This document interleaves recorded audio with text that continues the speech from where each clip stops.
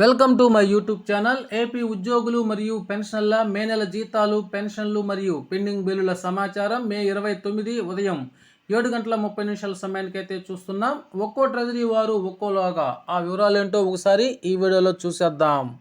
చూసే ముందుగా ఫ్రెండ్స్ ఎవరైనా ఇంకా మన ఛానల్ని సబ్స్క్రైబ్ చేసుకోకపోతే వెంటనే సబ్స్క్రైబ్ చేసుకొని పక్కనే ఉన్న బెల్ ఐకాన్ టచ్ చేయండి.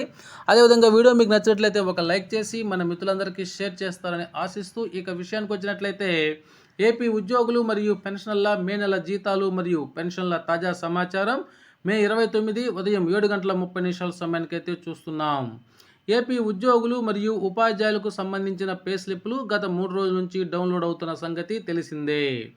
అయితే ఇప్పుడు తాజాగా పెన్షన్ల పే స్లిప్లు కూడా డౌన్లోడ్ అవుతూ వస్తున్నాయి. అయితే ఇవి నిధి యాప్లో కాకుండా నిధి వెబ్సైట్లో డౌన్లోడ్ అవుతున్నాయి. కాబట్టి ప్రతి ఒక్క పెన్షనర్ కూడా తమ పే స్లిప్ను డౌన్లోడ్ చేసుకుని వివరాలన్నీ సరిగా ఉన్నాయో లేవో ఒకసారి చెక్ చేసుకోగలరు.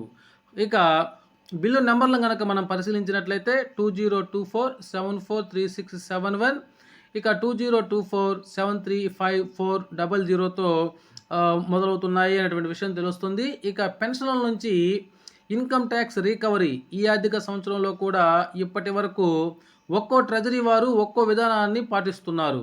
కొందరు మార్చి నెల పెన్షన్ నుంచి ప్రారంభించగా కొందరు ఏప్రిల్ నెల నుంచి ప్రారంభించడం జరిగింది.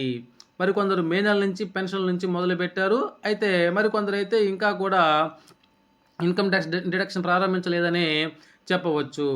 అదేవిధంగా ఇక్కడ మనం చూస్తున్నాము, salary deduction cannot be less than 6% of basic pay. జీపీఎఫ్కు సంబంధించి మరొక సమాచారం కూడా ఇక్కడ అందుబాటులో ఉంది. అదేంటంటే బేసిక్ పేలో మినిమం 6% ఖచ్చితంగా డిడక్ట్ చేయాలి.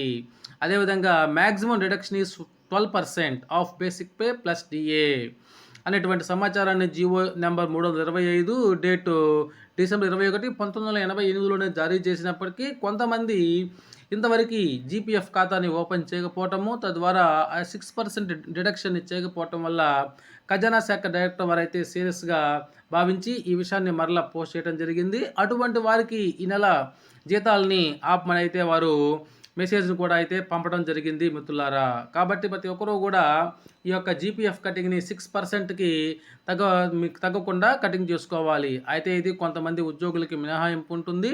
ఆ విషయాల గురించి మనం కిందటి వీడియోలో కూడా చెప్పుకుని ఉన్నాం మిత్రులారా. ఇక ఈ subscription May enhance twice or reduce once during the financial year. ఈ సబ్స్క్రిప్షన్ని సంవత్సరానికి 2 సార్లు పెంచుకోవచ్చు, అదేవిధంగా ఒక్కసారి అయితే తగ్గించుకోవచ్చు అనేటువంటి సమాచారాన్ని కూడా ఇక్కడ మనం చూస్తున్నాం.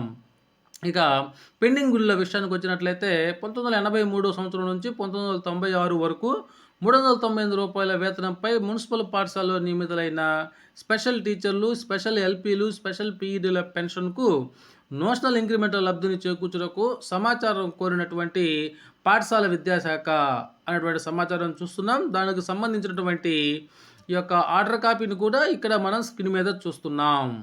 కానీ ఇంతవరకు రాష్ట్రంలో ఎక్కడా కూడా డిఏడిఆర్ బకాయిల చెల్లింపులు కానీ అదేవిధంగా సరెండర్ లీవ్ చెల్లింపులు కానీ జరిగినట్లయితే సమాచారం లేదు మిత్రులారా. ఓకే ఫ్రెండ్స్, ఇది సమాచారం. ఈ సమాచారం మీకు నచ్చినట్లయితే ఒక లైక్ చేయండి, ఇక మన మిత్రులందరికీ షేర్ చేయండి. Okay friends, thank you for watching my videos.